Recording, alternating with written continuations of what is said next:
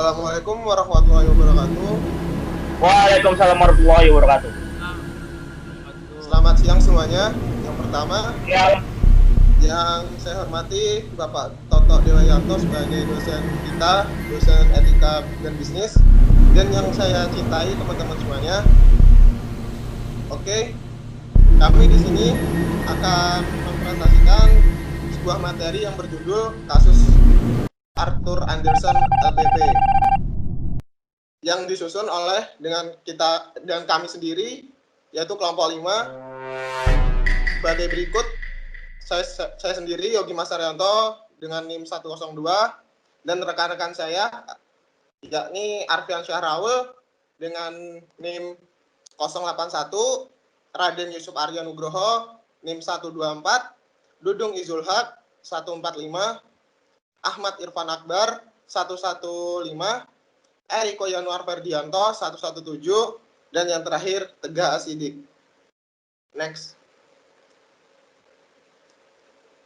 Berikut poin-poin yang akan kita presentasikan, yaitu pertama, latar belakang dan profil, yang kedua, kebangkitan, yang ketiga, keruntuhan, dan keempat, Sunbeam, 5, Waste Management, 6, Enron, dan yang terakhir, telekomunikasi. Oke, next.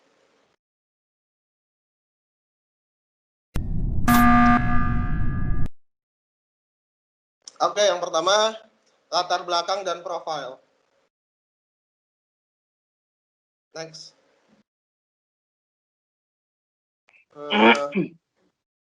Latar belakang.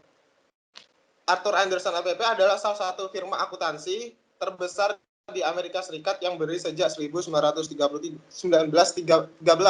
Selama perjalanannya, perusahaan ini memiliki reputasi sebagai kepercayaan, integritas, dan etika yang penting bagi perusahaan yang dibebani auditing secara independen dan melaporkan laporan-laporan perusahaan publik, di mana akurasi investor tergantung keputusan investasi. Di masa-masa awalnya, Andersen memiliki standar-standar profesi akuntansi dan mengembangkan inisiatif baru pada kekuatan integritasnya. Arthur Andersen pernah menjadi model sebuah karakter teguh hati dan integritas yang merupakan profesionalitas dalam akuntansi. Tetapi kebangkrutan klien-klien besar membuka skandal-skandal besar yang membuat firma akuntansi ini ditutup. Next.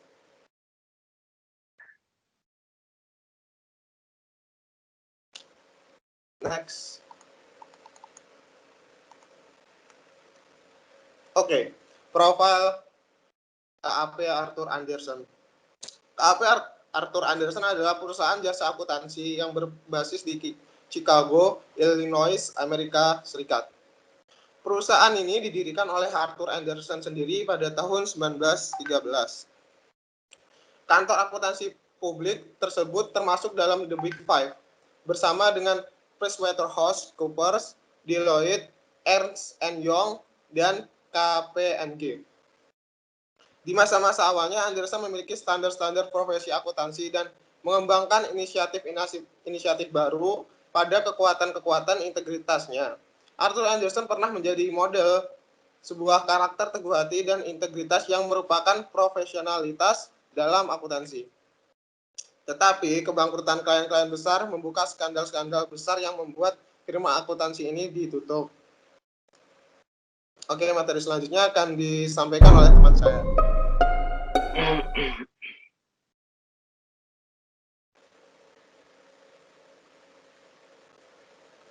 Baik, selanjutnya yaitu kebangkitan.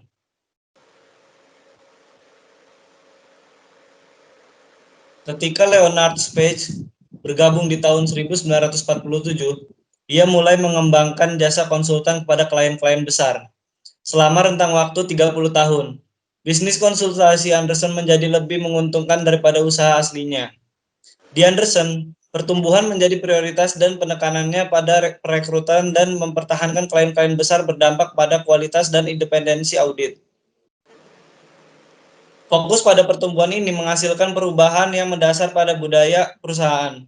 Bisnis konsultasi Andersen menjadi yang tercepat pertumbuhannya dan paling menguntungkan dan paling berkembang pesat di dunia. Banyak yang meninjaunya sebagai model sukses yang ditiru firma-firma lainnya.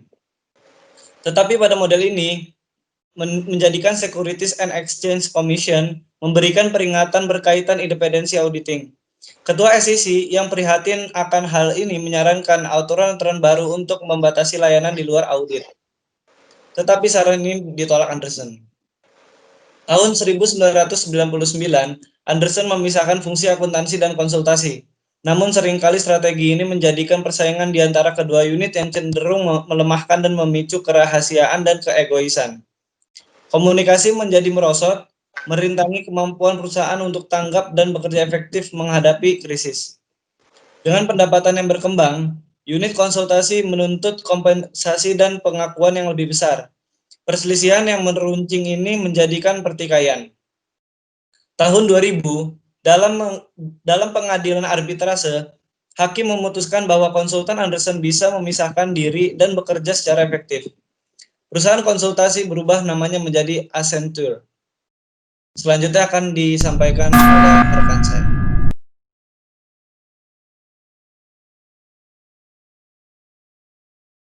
Selanjutnya adalah keruntuhan.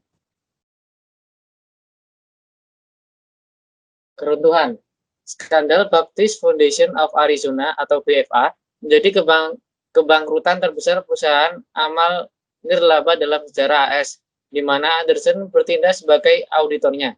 Mereka dianggap menipu investor sebesar 570 US dollar. BFA didirikan untuk menghimpun dana dan mengelola gereja di Arizona. Lembaga ini bekerja seperti bank, membayar bunga deposito yang digunakan sebagian besar untuk berinvestasi di Arizona. Real estate ini merupakan investasi yang lebih spekulatif daripada apa yang dilakukan lembaga pembaptis lainnya. Masalah dimulai ketika pasar real estate mengalami penurunan dan manajemen dituntut untuk menghasilkan keuntungan. Karenanya, pengurus yayasan diduga menyembunyikan kerugian dari investor sejak 1986 dengan menjual beberapa properti dengan harga tinggi kepada entitas-entitas yang telah meminjam uang dari yayasan yang tak mungkin membayar properti kecuali kondisi pasar real estate berbalik. Dalam dokumen pengadilan, apa yang disebut dengan skema Ponzi setelah kasus penipuan yang terkenal, pejabat yayasan diduga mengambil uang dari investor baru untuk membayar investor yang sudah ada untuk menjaga arus kas. Sementara itu, pejabat puncak menerima gaji.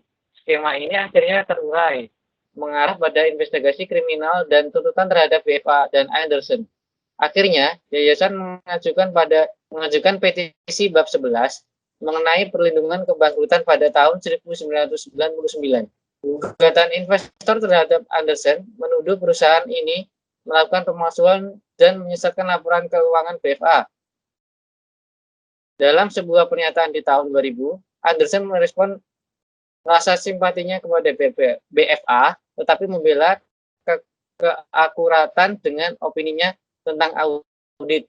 Namun, setelah 2 tahun penyelidikan, laporan menunjukkan bahwa Anderson sudah diperingatkan kemungkinan kegiatan penipuan oleh beberapa karyawan yang akhirnya perusahaan setuju untuk membayar 217 juta US dollar untuk menyelesaikan gugatan dengan pemegang saham pada tahun 2002.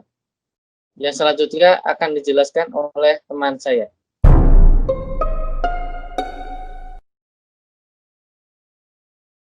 Selanjutnya Sunbeam.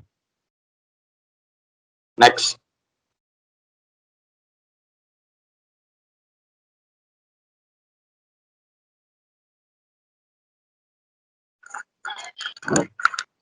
Next. Masalah Anderson dengan Sunbeam bermula dari kegagalan audit yang membuat kesalahan serius pada akuntansinya yang akhirnya menghasilkan tuntutan class action dari investor Sunbeam, baik dari gugatan hukum dan perintah sipil yang diajukan SEC menuduh Sunbeam membesar-besarkan penghasilan melalui strategi penipuan akuntansi, seperti pendapatan cookie jar, recording revenue on contingent sales, dan mempercepat penjualan dari periode selanjutnya ke kuartal masa kini. Perusahaan juga dituduh melakukan hal yang tidak benar, melakukan transaksi bill and hold, di mana menggembungkan pesanan bulan depan dari pengiriman sebenarnya dan tagihannya. Akibatnya, Sunbeam dipaksa menyatakan kembali laporan keuangan selama 6 kuartal. SEC juga menuduh Arthur Andersen pada 2001. Sunbeam mengajukan petisi kepada Pengadilan Kepailitan AS Distrik Selatan New York dengan bab 11 judul 11 tentang aturan kebangkitan Agustus 2002. Pengadilan memutuskan pembayaran sebesar 141 juta US dollar. Andersen setuju membayar 110 juta US dollar untuk menyelesaikan klaim tanpa mengakui kesalahan dan tanggung jawab. Sunbeam mengalami kerugian pemegang saham sebesar 4,4 miliar US dollar dan kehilangan ribuan karyawannya. Sunbeam terbebas dari kebangkrutan. Next.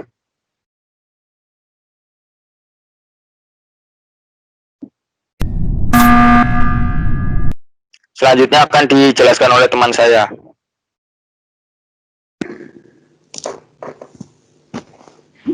Selanjutnya yaitu waste management. Next.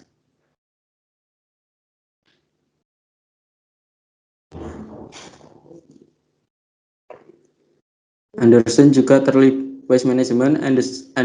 terlibat dalam pengadilan atas data akuntansi yang dipertanyakan mengenai pendapatan yang berlebih sebesar 1,4 miliar US dollar dari waste management. Gugatan diajukan oleh SEC atas penipuan laporan keuangan selama lebih dari 5 tahun. Menurut SEC, waste management membayar jasa audit kepada Andersen yang menyarankan bahwa bisa memperoleh biaya tambahan melalui tugas khusus. Awalnya, Andersen mengidentifikasi praktek-praktek akuntansi yang tidak tepat dan disajikan kepada waste management. Namun, pimpinan waste management menolak mengkoreksi. Hal ini dilihat dari SEC sebagai upaya menutupi penipuan masa lalu untuk melakukan penipuan masa depan. Hasilnya, Andersen harus membayar 220 juta US dollar ke pemegang saham waste management dan 7 juta US dollar ke SEC. Andersen dipaksa untuk melakukan perjanjian untuk tidak melakukan laporan palsu di masa mendatang atau izin usahanya akan dicabut. Suatu persetujuan yang kemudian memutuskan hubungannya dengan Enron. Next.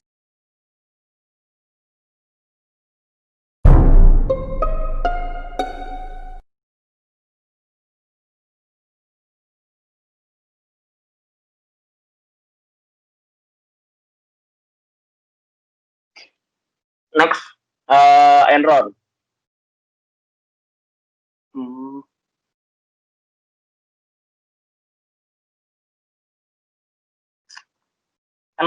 Enron, bulan Oktober 2001, SEC mengumumkan investigasi akuntansi Enron, salah satu klien terbesar Andersen.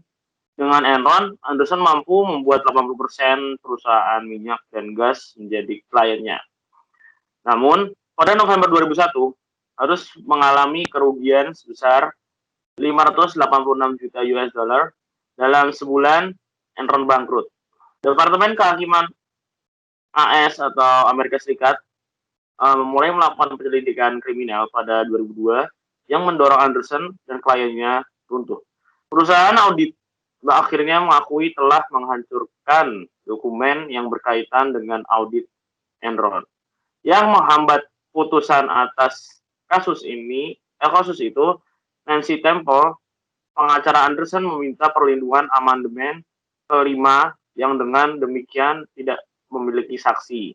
Banyak pihak yang menamainya sebagai bujukan koruptif yang menyesatkan. Dia menginstruksikan David Duncan, supervisor Andersen dalam pengawasan sekarning Enron, untuk menghapus namanya dari memo yang bisa memberatkannya. Pada Juni 2005, pengadilan memutuskan Andersen bersalah menghambat peradilan, menjadikan perusahaan akuntan pertama yang dipidana perusahaan setuju untuk menghentikan auditing publik pada 31 Agustus 2002 yang pada prinsipnya mematikan bisnisnya. Next.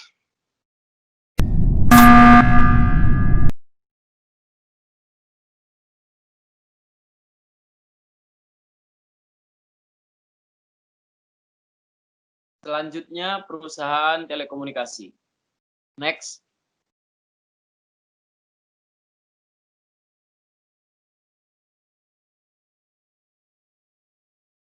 Sayangnya, tuduhan penipuan tidak berakhir pada kasus Enron. Berita segera muncul ketika WorldCom, klien terbesar Anderson, memiliki penyimpangan sebesar 3,9 miliar US dollar. Harga sahamnya kemudian jatuh dan investor melayangkan serangkaian tuntutan hukum yang mengirim WorldCom ke pengadilan kepailitan.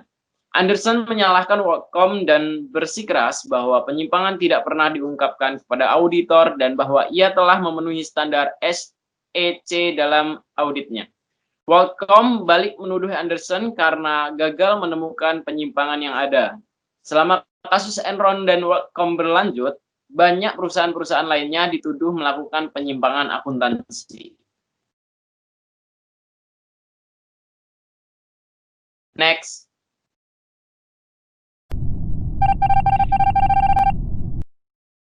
Baik, sekian presentasi dari kelompok kami. Mohon maaf atas kekurangan yang telah kami presentasikan. Terima kasih atas perhatian dan partisipasinya. Apabila ada pertanyaan yang ingin disampaikan, bisa langsung saja dituliskan di kolom komentar. Wassalamualaikum warahmatullahi wabarakatuh. Waalaikumsalam warahmatullahi wabarakatuh.